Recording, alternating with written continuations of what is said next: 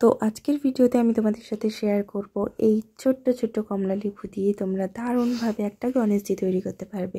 So চলো start করা যাক। ফার্স্টেই আমি কমলা লেবুটাকে ভালোভাবে খোসা ছাড়িয়ে নেব, দিয়ে ভেতরে যে কোয়াগুলো থাকে ওগুলোকে ভালোভাবে একটা একটা সেপারেট করে নেব।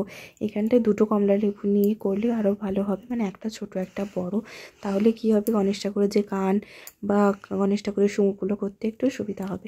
সো ফার্স্টেই আমি একটা সাদা পেজের উপরে কোনো রকম আউটলাইন করছি না, সরাসরি আমি গণেশ ঠাকুরের কান আঁকা স্টার্ট করে দিয়েছি। আঁকছি না, ওই কমলা লেবুর কোয়াগুলো দিয়ে বসাচ্ছি। তো কমলা লেবুর খোসা দিয়েও অনেক কিছু ক্রাফট হয়, তো ওগুলো আমার চ্যানেলে দেওয়া আছে, তোমরা দেখে আসতে পারো। সো এখানটায় আমি কমলা লেবুগুলো বসিয়ে দিয়ে গণেশ ঠাকুরের কান তৈরি করে ফেলেছি।